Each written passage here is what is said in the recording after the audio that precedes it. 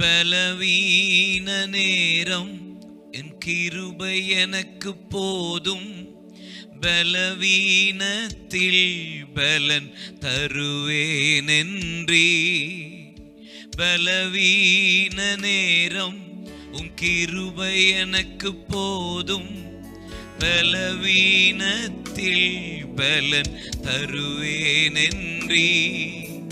நிழல் போல என் வாழ்வில் வருபவரே, விலகாமல் துணை நின்று காப்பவரே, நீர் போதும் என் வாழ்விலே. ஏசையா நீர் போதும் என் வாழ்விலே, நீர் போதும் என் வாழ்விலே. ஏசையா நீர் போதும் என் வாழ்விலே. மழை போல துன்பம் என்னை சூழும் போது அதை பனி போல உருகிட செய்பவரே. மழை போல துன்பம் என்னை சூழும் போது அதை பனி போல உருகிட செய்பவரே. கண்மணி போல் என்னை காப்பவரே, உள்ளங்கையில் பொறிந்தென்னை நினைப்பவரே, நீர் போதும் என் வாழ்விலே.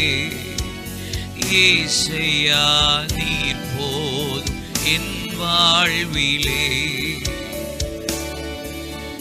நீர் போதும் என் வாழ்விலே. ஏசையா நீர் போதும் என் வாழ்விலே. தாய் போல தேற்றி தந்தை போல ஆற்றி தோள் மீது சுமந்திடும் என் ஏசையா.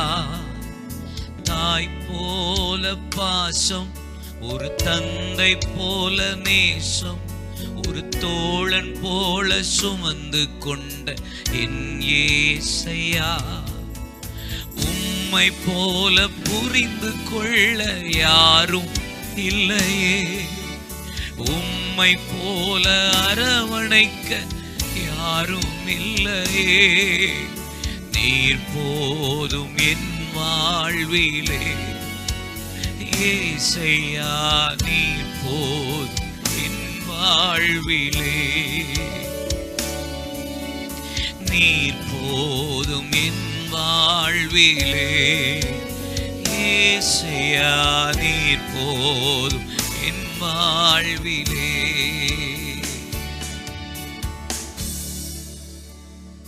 நீங்க மட்டும் போதும் சுவாமி, நீங்க மட்டும் போதும்.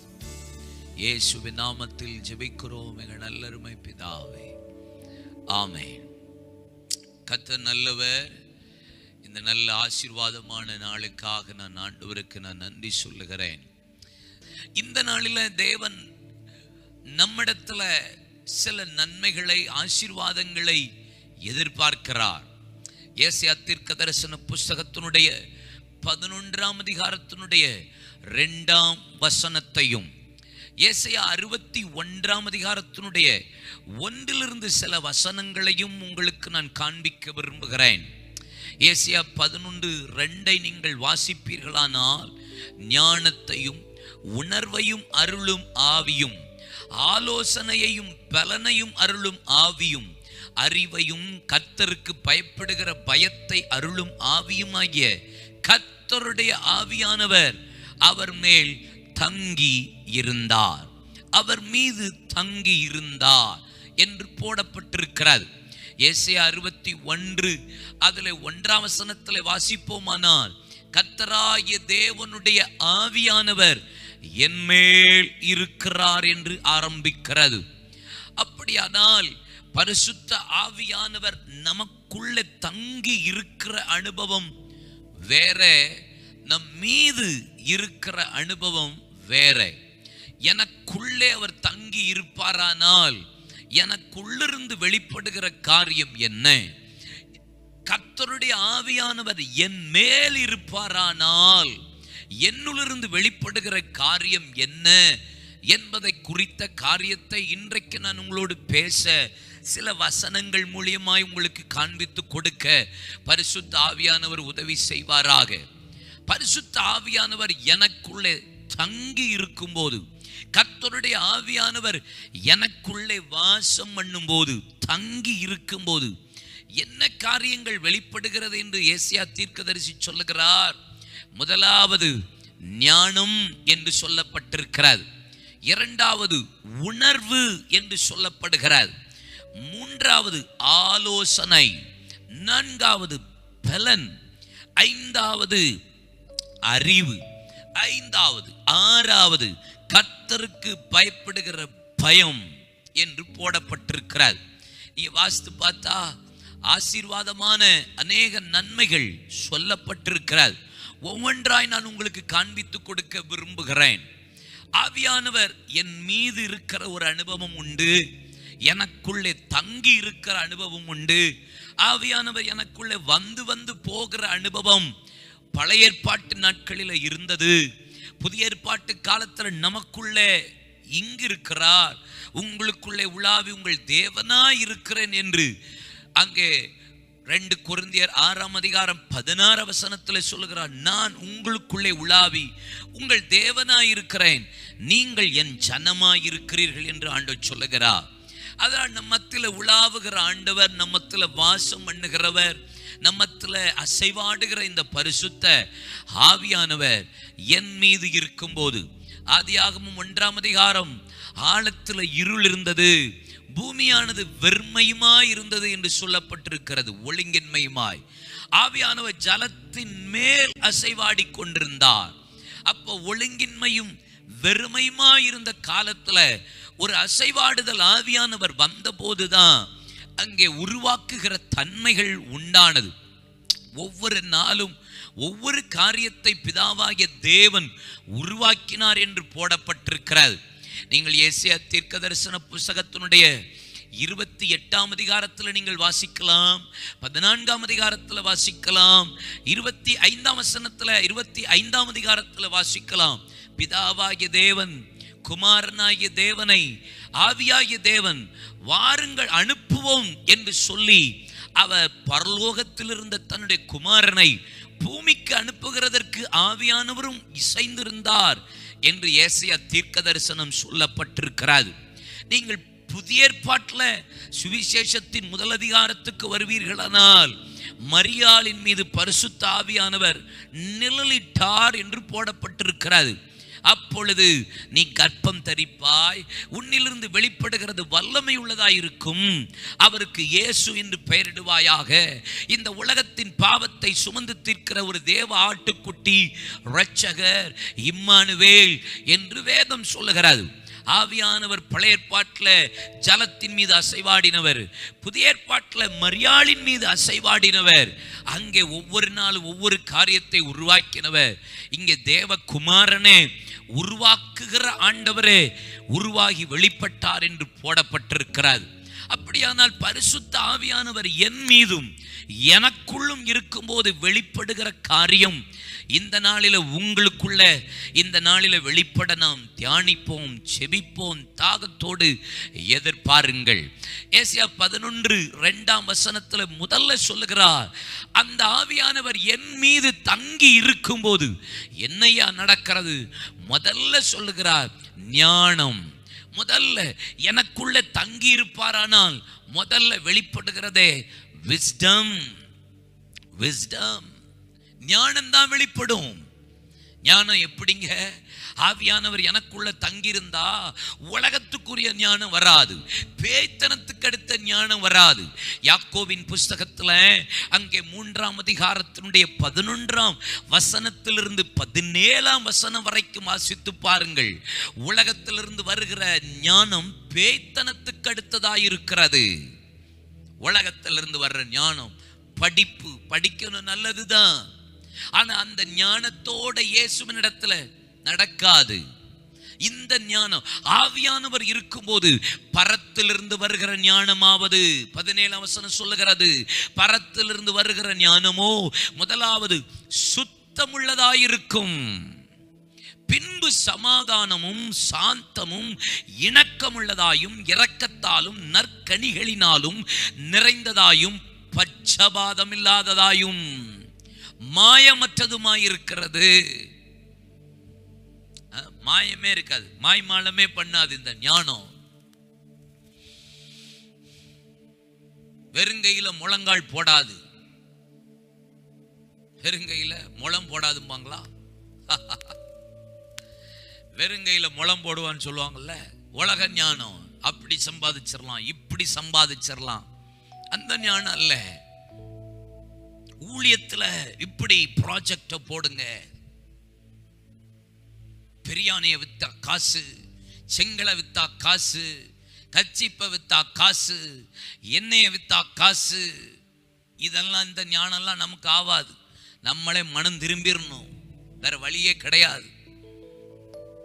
தேவனுடைய ராஜ்யத்தை இந்த ஞானத்தில் அல்ல, ஆண்டவர் உங்களுக்கு கொடுக்கிற ஞானம் முத சொல்றாரு, அது முதல்ல சுத்தமா இருக்குமா, பியூரிட்டி. பாருங்க, ஆண்டவர் கொடுக்கிற ஞானம் குறுக்கு புத்தி வராது. ஷார்ட் டைம்ல அப்படி பெரிய ஆளா நினைக்காது, கதையே நடக்காது. பரத்திலிருந்து வருகிற ஞானம் ஸ்டேபிளா, ஸ்டெடியா அப்படியே மெதுவா. தெருவில் இருந்து பிரசங்கம் பண்ண ஆளைத்தான் இன்னைக்கு மேடையில் நின்று பிரசங்கம் பண்ண எங்களை வச்சிருக்கிறார். இம்மீடியட்டா பாட்டை போட்டோம், சீடியை போட்டோம், ப்ராப்பர் ஆனோம், மில்லியன் வியூ, உடனே வேற லெவலு, டிவி அட்வர்டைஸ்மெண்ட்டு, உடனே வேற மாதிரி நினைச்சு போயிடாதீங்க. இந்த குறுக்கு புத்தி ஞானம் சுத்தமா இல்லாதது. இது பேய்த்தனத்துக்கு அடுத்த ஞானம். பரிசுத்த ஆவியானவர் உங்களுக்குள்ளே தங்கியிருப்பாரானால் இந்த ஞானம் முதல்ல சுத்தம் உள்ளதாயும், சமாதானம் இருக்கும், சாந்தம் இருக்கும், இணக்கம் இருக்கும், தாறுமாறா பேசாது. யூடியூப்ல வர்ற காசை வச்சா கர்த்தர் உங்களை போஷிக்கிறார். நீ ஊழியத்தை விட்டுட்டு பிசினஸ்க்கு போ. நல்ல யூடியூப் சேனல் நடத்தி யூடியூப்ல பாட்டை போடு, வீட்டில் உட்கார்ந்து சாப்பிட்டு கிடங்க. அதுக்கு ஊழியம் செய்யணும்னு அவசியம் அல்ல. தேவன் கொடுக்கிற அபிஷேகம் முதல்ல சுத்தம், இணக்கம் உள்ளது, பரிசுத்தமானது, சமாதானம், சாந்தம், அப்படிப்பட்ட இரக்கத்தால் நற்கனி இருக்கும். இருக்கா? நிறைந்ததாயும் பட்சபாதமே இருக்காது, பாரபட்சம் பார்க்காது, மாயமற்றதா இருக்காது, மாய்மாலமான வாழ்க்கை இருக்காது. ஆவியானவர் எனக்குள்ளே தங்கி இருப்பாரானால் உலக பிரகாரமா, உலக மனுஷன் யோசிக்கிற மாதிரி நான் யோசிக்க மாட்டேன். என் புத்தி அப்படி போகாதே. ஞானம் யோசிச்சு பாருங்க. தங்கியிருந்தா எனக்கு முதல்ல கிடைக்கிறதே ஞானங்க. ஹல்லேலூயா. சாலமோனுக்கு ஆண்டவர் சூப்பரா ஞானம் கொடுத்தார், கேளாத ஐஸ்வர்யத்தையும் கொடுத்துட்டார். ஞானத்தை கேட்டாரு, கேளாத ஐஸ்வர்யம். அவன் ஞானத்தை பார்க்கறதுக்கு சேபா ராஜஸ்திரியே எத்தனையோ 1000 டன் தங்கத்தை கொண்டு வந்து பார்த்தான்னு சரித்திரம் சொல்லுகிறாது. அவன் வாசல் மண்டபத்தை பார்த்து பிரம்மை கண்டாலாம். அவன் கட்டினது, அவன் விசாரிச்சது, அவன் பண்ணது எல்லாத்தையும் பார்க்க அப்படி இருந்தது. கடைசியில் அந்த ஞானம் வேற புத்தி, குறுக்கு புத்தி போய் பார்வோன் குமாரத்தி நிமித்தம் விக்கிரகங்களுக்கு தூபம் காட்டி அவர்களை பிரியப்படுத்தி கடைசியில் பைத்தியம் பிடிச்சி கடைசியில் அவன் நிலைமை என்ன ஆச்சுங்க? இவ்வளோ பெரிய ராஜா ஆலயத்தை கட்டினான். அது வராது, அது இல்ல. ஞானம் கடைசியில் முடிவு உன்னை எங்க கொண்டு போய் விடுகிறது? மாயமாலமான ஒரு வாழ்க்கைக்கு கொண்டு போகுதா? இப்படி ஊழியம் பார்த்துடலாங்க, இப்படின்னா இப்படி உடனே ஃபேமஸ் ஆயிடலாம். யாரும் கற்றுக் கொடுக்க மாட்டாங்க. இப்படி கற்றுக் கொடுக்குறான்னா அந்த ஞானம் உலக ஞானம்.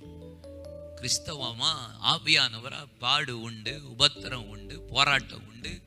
பரிசுத்தவான்கள்லாம் எப்படிங்க சொல்லியிருக்காங்க? ஞானம் வேணுங்க. ஒரு ஆர்கனைசேஷன்னா இப்படி போடணும், இது தேவை, அது தேவை, இந்த சர்டிஃபிகேட். உலகம், பரிசுத்தவான்கள், உலகத்தை சாதிச்சவங்க எந்த சர்டிஃபிகேட் கையில் வச்சிருந்தாங்க? எந்த பிஷப் சர்டிஃபிகேட் வச்சிருந்தாங்க? எந்த டயசிஷன் சர்டிஃபிகேட் வைத்திருந்தார்கள்? எந்த ஆர்கனைசேஷன் சர்டிஃபிகேட்டை அவர்கள் வைத்திருந்தார்கள்? வந்தாங்க, கிரயம் செலுத்தினாங்க. அவங்க ஞானத்திலே வந்தாங்க. இங்கே வந்து கற்றுக்கிட்டாங்க. 1 மாசத்துல தமிழை கற்றுக்கிட்டாங்க. 1 மாசத்துல கிரயம் செலுத்த ஜெபிக்க கற்றுக்கிட்டாங்க. அது செய்யல. ஆவியானவர் உங்களுக்குள்ள இருந்தா இந்த ஞானம் வெளிப்படும். ஹல்லேலூயா. 2வது என்ன போட்டிருக்குங்க? உணர்வு. உணர்வு. ஆவியானவர் உங்களுக்குள்ள தங்கியிருப்பான ஒரு உணர்வு வரும். லூக்கா 24:32 வாசித்து பாருங்க. அப்பொழுது அவர்கள் ஒருவரை ஒருவர் நோக்கி வழியிலே அவர் நம்முடனே பேசி வேத வாக்கியங்களை நமக்கு விளக்கி காட்டின பொழுது நம்முடைய இருதயம் நமக்குள்ளே கொழுந்து விட்டு எரியவில்லையா என்று சொல்லி. எம்மாவூருக்கு சீஷர்கள் போகிறார்கள். இயேசு உயிர்த்தெழுந்த இயேசு தரிசனமாய் பின்பு அந்த சீஷர்களோடு வேத வசனத்தை விளக்கி காட்டுறாரு. ஒரு ஃபீல் பண்றான், என்னடா ஆவியானவர் உள்ள ஒரு ஃபீலிங், உணர்வு வருது. என்ன உணர்வு? எனக்குள்ள என்ன உணர்வு வருது? வசனத்தின் உணர்வு வருதா? பரிசுத்த ஆவியானுடைய உணர்வு வருதா? இந்த யோசனை இருக்கா? யோசிச்சு பாருங்களேன். இந்த உணர்வு உங்களுக்குள்ள இருக்கா? கொஞ்சம் நீங்க திங்க் பண்ணி பாருங்க. இந்த ஆவியானவர் வரும்போது எனக்குள்ள தங்கி இருப்பாரானால் இருதயம் கொழுந்து விட்டு எரியும். கொழுந்து விட்டு எரியும். உணர்வுள்ள ஒரு இருதயத்தை கர்த்தர்ட்ட கேளுங்க. உணர்வு, ஒரு ஃபீல் வரும் பாருங்க. உள்ள இருந்தா வசனம் வந்தா ஒரு உணர்வு வரும். தேவ மகிமை மூடின ஆராதனையில் இருக்கும்போது ஒரு உணர்வு வரும். தேவ மகிமை, தேவ சமூகத்தில் ஒரு உணர்வு. ஹல்லேலூயா. உணர்ச்சி வசப்படுற ஆராதனைகளும் உணர்ச்சி வசப்படுகிற பிரசங்கங்களும் உணர்ச்சி தூண்டக்கூடிய ஆடைகளும் தான் இருக்கே ஒழிய உணர்வு இல்லை. ஆவியானவர் நமக்குள்ள தங்கியிருப்பாரானா ஐயோ வசனம் அப்படி கொழுந்து விட்டு எரியுதுங்க. அந்த ஆராதனையில மேக இறங்கின உணர்வு இருந்துச்சுங்க. கண்ணு திறக்கப்பட்டுச்சு வசனத்தினால. உணர்வு. எம்மாவோ சீஷர்களுக்கு வந்த உணர்வு. அவர் அப்பத்தை எடுத்து பிட்கையில் கண்கள் திறக்கப்பட்டது. உணர்வு. உணர்வு. அவர் வேத வசனங்களை பேதுரு பேசின ஆவியானவர் இறங்கினார். உணர்வு.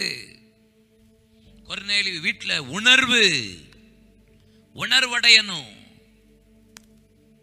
எதிர்பார்ப்போடு இருக்கணும். பரிசுத்த ஆவியானவர் எனக்குள்ள இருந்தா ஒரு உணர்வு இருக்கும். இன்னைக்கு ஆண்டு பேச போறார். இன்னைக்கு என்ன ஆண்டவர் என்கிட்ட இடப்பட போகிறார். அந்த உணர்வு உங்களுக்கு இருக்குதா? யோசிச்சு பாருங்க. 3வது என்ன இருக்கு பாருங்க?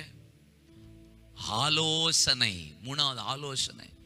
இங்கே 32:8 நான் உனக்கு போதித்து நீ நடக்க வேண்டிய வழியை உனக்கு காட்டுவேன். உன்மேல் என் கண்ணை வைத்து உனக்கு ஆலோசனை சொல்லுவேன். அவர் ஆலோசனை கர்த்தர் என்று ஏசாயா 9:6 சொல்லப்பட்டிருக்கிறது. ஆலோசனை கர்த்தர். கர்த்தருடைய ஆவியானவர் எனக்குள்ள தங்கியிருப்பாரானால் ஆலோசனை வெளிப்படும். ஆலோசனையை கர்த்தர் எனக்கு கொடுப்பார். நான் போதித்து நடக்க வேண்டிய வழி எனக்கு காட்டுவார். எனக்கு ஆலோசனை கொடுக்கிற நல்ல ஆண்டவர் என்னோடு கூட இருக்கிறார். உங்களுக்கு காட்டுவார். ஆவியானவர் உங்களுக்குள்ள இருந்தார் வச்சுக்கோங்களேன். பிஸ்னஸ்ல ஆலோசனை தருவார், வேலையில் ஆலோசனை தருவார், ஊழியத்தில் ஆலோசனை தருவார். எங்கெங்க எப்படி நீங்க நடக்கணும் என்கிறத ஆவியானவர் உங்களுக்கு கற்றுக் கொடுத்துட்டே இருப்பாரு. எரேமியா தீர்க்கதரிசன புஸ்தகத்தில் வாசித்து பாருங்க. எனக்கு ரொம்ப பிடித்த ஒரு வேத பகுதி. 6:16 நினைக்கிறேன். வழிகளிலே நின்று பூர்வ பாதை எவை என்று கேட்டு நல்ல வழியிலே நடவுங்கள், அப்பொழுது உங்கள் ஆத்துமாவுக்கு இளைப்பாறுதல் வரும். எப்போ கிடைக்கும்? வழியில நின்று பூர்வ பாதை எவை என்று கேட்டு விசாரித்து நல்ல வழியில நடக்கணும். ஆலோசனை. சபை பழைய திருச்சபை இப்ப புது மாடர்ன். நோ, பழைய காரியத்துக்கு சபை திரும்பணும். அப்போஸ்தலர் நடவடிக்கையில் வந்த திருச்சபைகளுக்கு நேராக சபை இன்னைக்கு திரும்பணும். பூர்வ பாதையை பார்க்கணும். பரிசுத்தவான்கள் நடந்து வந்த பாதையை பார்க்கணும். அவங்கள கர்த்தர் ஆலோசனை கொடுத்து எப்படி நடத்தினார் என்பதை நீங்கள் நின்று கேட்கணும். அந்த வழியை கேட்கணும், பார்த்து அதில் நடக்க நம்மளை ஒப்பு கொடுக்கணும். அப்பந்தான் இளைப்பாறுதல் வரும். அப்பந்தான் ஆலோசனை கிடைக்கும். உங்களுக்குள்ள ஆவியானவர் இருப்பாரானால், தங்கி இருப்பாரானால் ஆலோசனை அங்கே மனுஷன் தர முடியாதுங்க. எப்பயாவது கர்த்தர் யாராவது மூலியமா பேசலாம், ஒரு தேவ மனுஷன் மூலியமா. எப்பயும் தீர்க்கதரிசிட்ட போறது எப்பயும் நோ நீங்க உட்காருங்க. உங்களுக்குள்ள ஆவியான் உங்களுக்கு ஆலோசனை கொடுத்து நடத்துவார், உங்களை நடத்துவார். ஆமென். நாலாவது பாருங்க, பலன். பலன் லூக்கா 2ஆம் அதிகாரம் 40ஆம் வசனம் பாருங்க. லூக்கா 1ஆம் அதிகாரம் 80ஆம் வசனத்தை பாருங்க. பிள்ளை வளர்ந்து ஆவியிலே பலன் கொண்டு ஞானத்தினால் நிறைந்தது, தேவனுடைய கிருபை அவர் மேல் இருந்தது. 1:80 பாருங்க, அந்த பிள்ளை வளர்ந்து ஆவியிலே பலன் கொண்டு இஸ்ரவேலுக்கு தன்னை காண்பிக்கும் நாள் வரைக்கும் வனாந்தரத்தில் இருந்தான். இயேசுவை குறித்தும் யோவான் சாணன் குறித்தும் போடப்பட்டிருக்கிறது. பலன். ஆவியானவர் எனக்குள்ள இருந்தார்னா வளர்றதே பலன்ல வளரும். பரிசுத்த ஆவியின் பலன்ல வளருவேன். ஆவியில பலன் கொண்டு, ஆவியில பலன் கொள்ளணும். சாப்பாட்டுல பலன் இல்லை. சரீர முயற்சி அற்ப புரோஜனம் போடப்பட்டிருக்கிறது. இதையும் அதையும் கர்த்தர் ஒளிய பண்ணுவார். ஆனா ஆவி உயிர்ப்பிக்கும், பலனடைய செய்யும். வனாந்தரத்துல இருந்தாராம். சிறுவேலுக்கு தன்னை காண்பிக்கிற வரைக்கும் பலனடை. கர்த்தருக்கு காத்திருக்கிறவர்கள் கழுகளை போல சட்டைகள் அடித்து உயர எழும்புவார்கள், ஓடினாலும் நடந்தாலும் சோர்வடையார்கள், இளைப்படையார்கள் என்று ஏசாயா 40ஆம் அதிகாரத்தினுடைய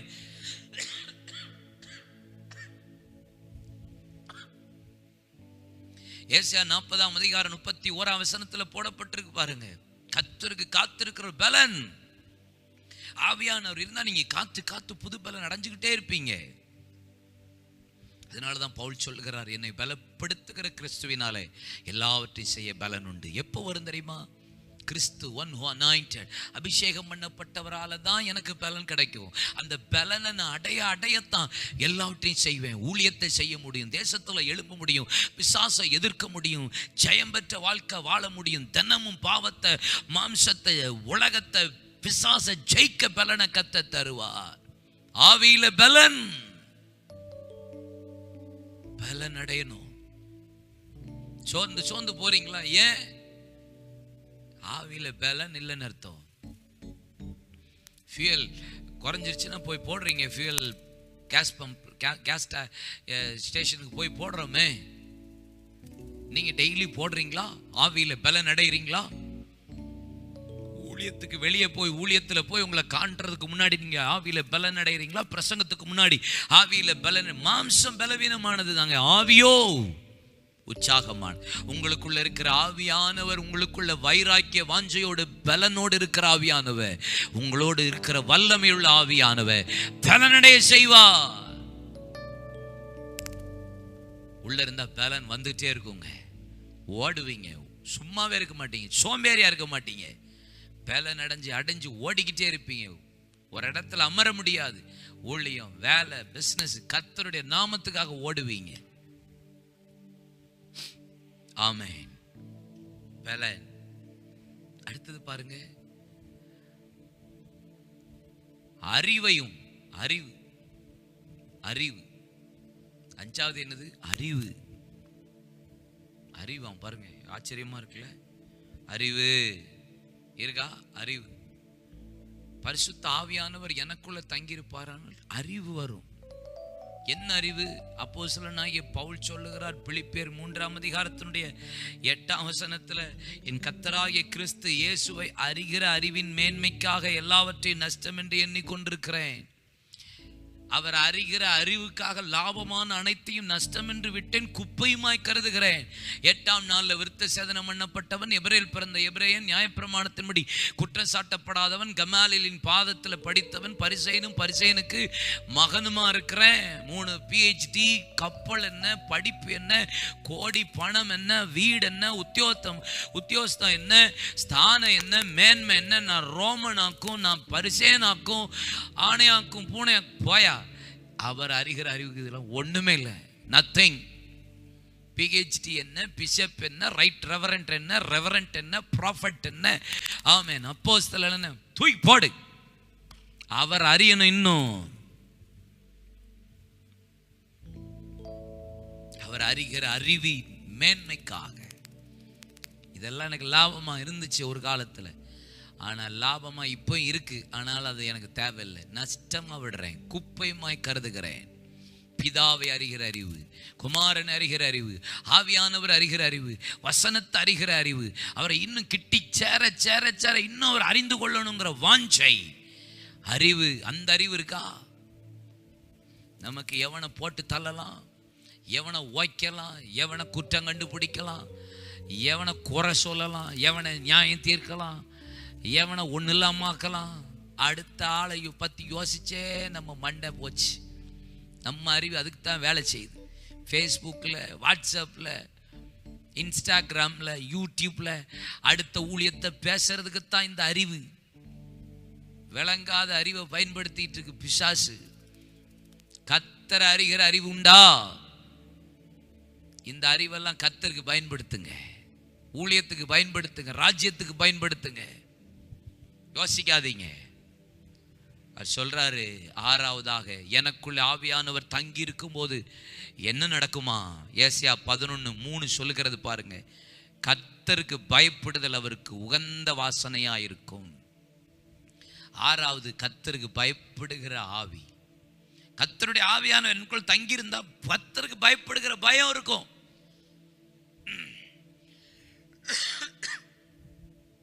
கர்த்தருக்கு பயப்படுதல் ஞானத்தின் ஆரம்பம். யோசேப்பு கர்த்தருக்கு பயந்தான், தேவனுக்கு பயந்து பொல்லாப்புக்கு விலகினான். தேவன் என்ன பார்த்து கொண்டிருக்கிற இந்த பொல்லாப்புக்கு செய்வது எப்படி, உடன்படுவது எப்படி? கர்த்தர் பார்க்கிறாரியா? தானியேல் பாபிலோனில் இருந்து தேவ சித்தத்தை செய்தான். ராஜாவின் போஜனத்தினால் தீட்டுப்படாதபடி தன் இருதயத்தில் தீர்மானம் பண்ணி கர்த்தருக்கு பயப்படுகிற பயம். பாபிலோனிலும் தேவ சித்தம் செய்வார்கள் கர்த்தருக்கு பயப்படுகிறவர்கள். மனுஷ பயம் தான் இருக்கு, ஊழியக்காரன் பயம் இருக்கு, ஆர்கனைசேஷன் பயம் இருக்கு, ஆள் பயம், அதிகார பயம் இருக்கு. வானத்தையும் பூமி உண்டாக்கின சர்வ வல்லமை உள்ள தேவனுக்கு உடைத்த பயம் இருக்கா நமக்கு? யோசிச்சு பாருங்களேன். அந்த பயம் இருக்கா நம்ம வாழ்க்கையில? கேளுங்க ஆண்டவர்ட்ட, ஆண்டவரே எனக்கு அந்த பயத்தை தாரும். பயப்படுகிற பயம். அவர் என்ன பார்க்கிறாரு. அவருக்கு முன்பாக பரிசுத்த ஆவியானவர் எனக்குள்ள தங்கி இருந்தா பயம் இருந்துட்டே இருக்கும். நம்ம எடுக்கிற ஸ்டெப்பு, எடுக்கிற வார்த்தைகள், பேசுகிற காரியங்கள் எல்லாவற்றிலும் பயத்தோட பிரசங்கம் பண்ணுவோம், பயத்தோட ஊழியம் செய்வோம், பயத்தோட பிஸ்னஸ், பயத்தோட. யாருக்கு? கர்த்தருக்கு. அவருக்கு முன்பாக எல்லாம் வெளியரங்கமும் பட்டப்பகலை போல இருக்கிறது. அவருக்கு மறைவாக ஒன்றுமில்லை, எல்லாம் நிர்வாணமா இருக்குன்றிருக்கு வேதத்துல. பயம் இருக்கா? மனுஷனை கண்டா பயப்படுறோம், ஊழியரை பார்த்தா பயப்படுறோம், அப்படி ஆயிருமோ இப்படி ஆயிருமோ பயம் இருக்கு. கர்த்தர் என்ன பார்க்கிறாரு? பயம் இருக்கா? மனுஷனுக்கு பயப்படுகிற பயம் கண்ணியை வருவிக்கும். பரிசுத்த ஆவியானவர் இருந்தா நீங்க எந்த மனுஷனுக்கு பயப்பட மாட்டீங்க, எந்த அதிகாரத்துக்கும் பயப்பட மாட்டீங்க, எந்த ஆளுகைக்கும் பயப்பட மாட்டீங்க. சவால் விட்டு நிற்பீர்கள். பரிசுத்த ஆவியானவர் உங்களுக்குள்ள தங்கி இருப்பாரானால் அதிகாரம் உள்ளவர்களுக்காக நம்ம ஜெபிக்கணும், அவங்கள கனம் பண்ணணும், மரியாதை கொடுக்கணும். பயப்பட தேவையில்லை. பயம் வானத்தையும் பூமி உண்டாக்கின கர்த்தருக்கு பயப்படுங்க. பிள்ளைகள் பெற்றோருக்கு பயப்படுங்க, பயபக்தியா நடங்க. பயத்தோடு நடுக்கத்தோடு ஜீவிக்க நம்மளை ஒப்பு கொடுக்கணும். பாருங்க, சும்மா ஏன்னா தானு ஓடிடக்கூடாது. நம்ம வாழ்க்கை ரொம்ப கவனமா இருக்கணும், ரொம்ப ரொம்ப ரொம்ப ரொம்ப கவனமா இருக்கணும். பரிசுத்த ஆவியானவர் எனக்குள் தங்கி இருந்தால் இந்த 6 காரியம் நடக்குது. பரிசுத்த ஆவியானவர் என் மேல இருந்தா 11 காரியம் போட்டிருக்கு. 11 காரியத்தை மாத்திரம் சொல்றேன், குறிங்க. இதெல்லாம் மேல இருந்தா இதெல்லாம் நீங்க செய்வீங்க, கிரியையில் வெளிப்படும். உங்களால சும்மா இருக்க முடியாது, அமர்ந்திருக்க மாட்டீங்க. முதல்ல என்ன செய்வீங்களா? சுவிசேஷம். சிறுமைப்பட்டவர்களுக்கு சுவிசேஷம். ஆவியானவர் என் மீது இருக்கிறார் இருக்கிறார் இருக்கிறார். வீட்டில் தூங்கிட்டே இருப்பேன், சண்டே சர்வீஸ் மத்துட்டு வந்துட்டு போவேன். ஆவியானவர் என் மீது இருக்கிறார். இருக்கிறாருன்னா என்ன? எங்க இருக்கிறார்? இருக்கிறாருன்னா என்ன செய்வீங்க? முதல் வேலையை சுவிசேஷம் சொல்லணும், வேகமா புறப்பட்டுறணும். லாஸ்பான் சொல்றார், வாரத்துல ஒரு நாள் தான் ஞாயிற்றுக்கிழமை புல்பீட் சபையில் இருக்கணும், மீதி 6 நாள் தெருவுக்கு போகணுங்கிறாரு. சுவிசேஷம். கர்த்தருடைய ஆவியானவருடைய அபிஷேகம் இருந்தா வெளியே போய் சுவிசேஷம் சொல்லுவீங்க. சிறுமைப்பட்டவர்களுக்கு சுவிசேஷம் அறிவிப்பீர்கள். 2வது, இருதயம். நொறுங்குண்டவர்களுக்கு காயம் கட்டுதல். ரெண்டாவது காயம் கட்டுவீங்க. யாரெல்லாம் உடஞ்சு போய் காயப்பட்டிருக்காங்களோ அவங்க காயத்தை கட்டுவீங்க. நம்ம காயப்படுத்துகிற ஆளெல்லாம் இருக்கிறோம். ஆவி இருந்தா அடுத்த ஆளை காயப்படுத்துறீங்களா, காயம் கட்டுறீங்களா? நான் ஆண்டவர் மாதிரிங்க, காயப்படுத்தி காயம் கட்டுவேன் அப்படிங்கிறீங்களா? பரிசுத்த ஆவியானவர் என் மீது இருப்பாரானால் அடுத்தவங்களை காயப்படுத்த மாட்டேங்க, இருதயம் நொறுங்கி போயிருக்கிறவர்களுடைய காயங்களை கட்டுவேன். மூணாவது என்னது? சிறுமைப்பட்டிருக்கிறவர்களுக்கு விடுதலை. ஆவியானவர் என் மீது தங்கியிருப்பாரானால் முதல் செய்யற வேலையை விடுதலை. மூணாவது சொல்றாரு விடுதலை. எஸ்தர் ராஜாத்தி என்ன செய்தால்? விழுந்து கிடந்தால், விட்டு கொடுத்தால், விழுந்து கிடந்தால், விண்ணப்பம் பண்ணினால் விடுதலை வாங்கி கொடுத்துட்டா. ஃபைனல் அதான் உங்க வேலை. அதான் எத்தனை பேர் விடுதலை இல்லாம இருக்காங்க. விடுதலையை வாங்கி கொடுக்கிறவர்களா இருக்கணும். நாலாவது கட்டவிழ்க்க வேண்டும். கட்டுண்டவர்களுக்கு கட்டவிழ்த்தலையும் கூறவும். பாவத்தில், சாபத்தில், வியாதியில, மரணக்கட்டுல இருக்கிறவர்களை கட்டவிழ்க்கணும். எத்தனை பேர் எத்தனை கட்டுகள் இருக்கிறாங்க. பிள்ளி சூனிய கட்டு, சாபக்கட்டு, வியாதியின் கட்டு, பூர்வகால கட்டு, விக்கிரக கட்டு, விபச்சாரத்துல கட்டு, வேசித்தன கட்டு, பல இதுல கட்டப்பட்டிருக்கிறார்கள். ஊர்கட்டு, நாட்டாம கட்டு, ஜாதி கட்டு, கட்டவிழ்க்கணும். நீங்க எதை கட்டுகிறீர்களோ பரலோகம் கட்டும், எதை கட்டவிழ்க்கிறீர்களோ பரலோகம் கட்டவிழ்க்கும். கட்டப்பட்டவர்களை கட்டவிழ்க்கிறது தான் பரிசுத்த ஆவியானவர் உங்கள் மீது இருக்கிறதற்கு. ஐந்தாவது பாருங்க, அனுக்கிரக வருஷத்தை கூறவும். அப்படின்னா ஆசீர்வாதம். அனுக்கிரக வருஷம் என்ன? ஜூப்ளி இயர், 50வது ஆண்டு, அதான் அனுக்கிரக வருஷம். இயேசு சொன்னார், அனுக்கிரக வருஷத்தை பிரசித்தப்படுத்தவே இந்த பூமிக்கு வந்தேன். என் ஜனங்களுக்கு நான் ஆசீர்வாதத்தை கூறதுக்கு தான் ஏன் வந்திருக்கிறேன். ஆசீர்வாதம், ஒரே ஆசீர்வாதத்திலையும் பெயரக்கூடாது, ஒரே கண்டிப்பிலையும் பெயரக்கூடாது. பேலன்ஸ்ட். நம்ம அப்பா ஆசீர்வதிக்கிறவர். ஆவியானவர் உங்கள் மீது இருந்தாலும் உங்களுக்குள்ள இருந்தாலும் வெளிப்படுகிற காரியத்தை பேசிட்டு இருக்கிற உங்க மேல இருந்தா நீங்க பிளஸ் பண்ணுவீங்க. யாரையும் நீங்க சபிக்க மாட்டீர்கள். ஆசீர்வதிக்கிறதற்கு அழைக்கப்பட்டிருக்கிற யாரையும் நம்ம சபிக்க கூடாது. சத்துருக்களை சிநேகிக்கணும், சபிக்கிறவர்களை ஆசீர்வதிக்கணும். ஆசீர்வதிக்க அழைக்கப்பட்டவர்கள் என்று அறிந்து நம்ம ஆசீர்வதிக்கணும். சபியாதிருப்பீர்களாக. அனுக்கிரக வருஷத்தை கூறீங்களா? நல்லா இருப்பீங்க, கவலைப்படாதீங்க. சொல்லுங்க. அவன் நாசமா போயிடுவான், ஒன்றும் இல்லாம ஆயிடுவான். இதெல்லாம் வந்துச்சுன்னா ஆவி இருக்கான்னு யோசிச்சு செக் பண்ணணும். உங்களை கொரோனா செக்அப் பண்ற மாதிரி. ஆறாவது பாருங்க, நியாய தீர்ப்பு. நம்முடைய தேவன் நீதியை சரி கட்டுவார். நியாய தீர்ப்பு. நியாய தீர்ப்பை குறித்து சொல்லணும். பாவத்தின் சம்பளம் மரணம். சொல்றீங்களா? அவர் எல்லாத்தையும் மன்னிச்சிட்டாரு. ஹாப்பியார். நோ மரணம். மரணத்தை ஜெயித்து சாவாமை. சாவாமை கல்லறையில வைத்தாலும் வெளியே வருவோம். எங்கடா வருவ நீனு? புழு போயிரும். கல்லறையில வச்சுட்டு வெளியே வருவியா? கவனம். பாவத்தின் சம்பளம் மரணம். மனுஷன் பிறப்பது, மரிப்பது, நியாய தீர்ப்பு அடைவது மனுஷனுக்கு நியமிக்கப்பட்டிருக்கு. நியாய தீர்ப்பை குறித்து பரிசுத்த ஆவியானவர் கண்டித்து உணர்த்துவார். பாவத்தை குறித்து, நீதியை குறித்து, நியாய தீர்ப்பை குறித்து கண்டித்து உணர்த்துவார். கண்டித்து உணர்த்துறது தான் ஆவியானவர். உங்களுக்குள்ள இருந்தா கண்டித்து உணர்த்துவீங்க. இது தவறு, இது தப்பு, இது செய்யக்கூடாது, இது பாவம்னு சொல்லிக் கொடுப்பீர்கள். சபைக்கு, தேசத்துக்கு, பட்டணத்துக்கு, ஜனத்துக்கு. ஆவியானவர் அதைத்தான் செய்வார்.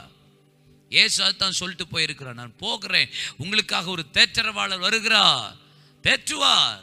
அதோட சேர்த்து நீதியை குறித்து, நியாயத்தை குறித்து, பாவத்தை குறித்து, நியாய தீர்ப்பை குறித்து கண்டித்து உணர்த்துவார். ஒழுங்காரு, சரியாகு, மனம் திரும்பு, இதுல மாத்து, இதுல விடு, அதை செய் சொல்லிக்கிட்டே இருக்கணும். சபை எச்சரிச்சுக்கிட்டே இருக்கணும். அடுத்தது பாருங்க, ஆறுதல். ஆறுதல். துயரப்பட்ட அனைவருக்கும் ஆறுதல். ஆறுதல் அளிக்கணும். ஆவியானவர் தேற்றரவாளர். ஆவியானவர் ஆறுதலின் ஆவியானவர். உங்களுக்குள்ள இருக்கிறார் ஆவியானவர். அநேகர் ஆறுதல் படுத்துவீங்க. ஆறுதல் படுத்துங்க. வெந்த புண்ணில் வேலை பாய்ச்சாதீங்க. மிளகா பொடியை தூக்கி போடாதீங்க. ஆறுதல் படுத்துங்க. துயரப்பட்டு இருக்கிறவங்களை ஆறுதல் படுத்துங்க. எச்சரிக்கையும் செய்யணும், ஆறுதலும் படுத்தணும். 8வது பாருங்க, சீர்படுத்துதல். சியோனிலே துயரப்பட்டவர்களை சீர்படுத்தணுமா? எங்க? சியோன்ல. தேவ ஜனத்தை குறித்து சொல்றாரு. எருசலேம், சியோன்ல துயரப்பட்டு இருப்பான். ஏன் துயரப்பட்டு இருக்க? எதனால துயரப்பட்டு இருக்கிற? இயேசுகிட்ட வந்த பிறகும், கத்தட்ட வந்ததுக்கு அப்புறம், ஞானஸ்தானம் எடுத்ததுக்கு அப்புறமும், ஆவியை பெற்றதுக்கு அப்புறம் ஏன் துயரம்? சீர்படுத்து, சீராகு. ஜபத்துல, பரிசுத்தத்துல, உபவாசத்துல, சபைக்கு வர்றதுல, காத்திருக்கிறதுல, ஊழியத்துல, சுவிசேஷத்துல, கிராம ஊழியத்துக்கு போறதுல, கொடுக்கறதுல, எதெல்லாம் சீர் பண்ணணுமோ சீர்படுத்து. குடும்ப வாழ்க்கையில, தனிப்பட்ட வாழ்க்கையில, வியாபாரத்துல, வேலையில, உண்மை உத்தமா எதெல்லாம் சீர்படுத்தணுமோ அதை சீர்படுத்துங்கள். ஆவியானவர் இருந்தால் அதை செய்வார். சாம்பலுக்கு பதிலாக என்னவா? சிங்காரம். ஆவியானவர் என் மீது இருந்தா சாம்பலுக்கு பதிலாக சிங்காரம். அடுத்தது ஆனந்த தைலம். துயரத்துக்கு பதிலாக ஆனந்த தைலம். ஒடுங்கின ஆவிக்கு பதிலாக துதியின் உடை. எவ்வளவு நல்ல ஆண்டவர் பாருங்க. அவர் என்னை அனுப்பினா கர்த்தர் தம்முடைய மகிமைக்கென்று நாட்டின நீதியின் விருட்சங்கள் எனப்படுவார்கள். 11 காரியம் நடக்கு பாருங்க. எனக்குள்ள இருந்தா 6 காரியம், என் மேல இருந்தா 11 காரியம் நடக்கு. ஆறுதல் கொடுங்க, சீர்படுத்துங்க. சாம்பலுக்கு பதிலாக சிங்காரம், ஆனந்த தைலம், துதியின் ஆடை. எவ்வளவு நல்லா இருக்கு பார்த்தீங்களா? ஒடுங்கின ஆவிக்கு பதிலாக துதியின் ஆடை. ஆவியானவர் இருந்தா உங்களை அலங்கரிப்பா, உங்களை முத்திர மோதிரமா மாத்துவா. எதை குறித்து கவலைப்படாதீங்க. செக் பண்ணுங்க, ஒப்பு கொடுங்க. பரிசுத்த ஆவியானவர் நம்மை நடத்துவா. ஜெபிப்போமா?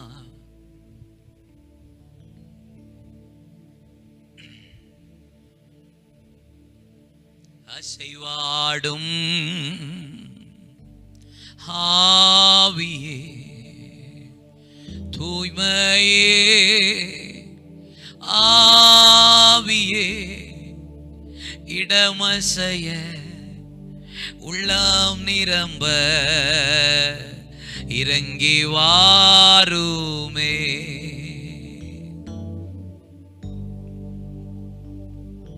வசனத்தை அப்படியே உங்களுக்கு சொல்லியிருக்கேங்க. இருதயத்தில் உள்ளதை உங்களுக்கு அப்படியே சொல்லியிருக்கேன். மாத்துவோம். அடுத்தவங்களை ஆறுதல் படுத்துவோம், பலப்படுத்துவோம், சீர்படுத்துவோம். சிங்காரத்துல கர்த்தர் கொண்டு போய் வைப்பா. துதியின் ஆடை. ஆவி உங்களுக்குள்ள இருந்தா பாடுவீங்க, கர்த்தரை துதிப்பீங்க, சந்தோஷமா துதியின் ஆடை அணிவீங்க. சாம்பலுக்கு பதிலாக சிங்காரம், சாக்கு ஆடை இருக்காது, துதியின் ஆடை. ஹல்லேலூயா. எச்சரிங்க, மனம் திரும்புறதுக்கு சொல்லுங்க. நம்மளும் அதை மாறு ஒப்பு கொடுப்போம். பரிசுத்த ஆவியானவரே, எங்களுக்குள்ள தங்கி இருக்கும் போதும், எங்கள் மீது இருக்கும் போதும் வருகிற காரியத்தை நாங்கள் பேசினோம், தியானித்தோம்ப்பா. அதற்கு எங்களை ஒப்பு கொடுக்கிறோம். இந்த நாட்களில் தேசம் மறுரூபமாகட்டும், சபை மறுரூபமாகட்டும், ஊழியர்களாகிய நாங்கள் மறுரூபம் அடைய, தேவ ஜனங்களா மறுரூபம் அடைய எங்களை ஒப்பு கொடுக்கிறோம். எங்களுக்குள்ள ஆவியானவர் இருக்கிறார், மேல் இருக்கிறார் என்று சொல்லுகிறதல்ல, ஒரு டிரான்ஸ்ஃபர்மேஷன், ஒரு டிரான்ஸ்பிகேஷன் உண்டாவதாக எங்களை தருகிறோம். இந்த ஆவியானவரை நாங்கள் துக்கப்படுத்தாதபடிக்கு எங்களை ஒப்பு கொடுத்து ஜெபிக்கிறோம். இணைந்திருக்கிற எல்லா பிள்ளைகளையும் கர்த்தர் தொடுவீராக, உணர்வடைய செய்வீராக, பலனடைய செய்வீராக. தேவ கிருபை வெளிப்படட்டும். அந்த பயத்தோடு நடுக்கத்தோடு எங்களை அர்ப்பணித்து ஜெபிக்கிறோம் எங்கள் நல்ல அருமை பிதாவே. ஆமேன், ஆமேன். ஹல்லேலூயா. கர்த்தர் உங்களை ஆசீர்வதிப்பாராக. ஆமேன்.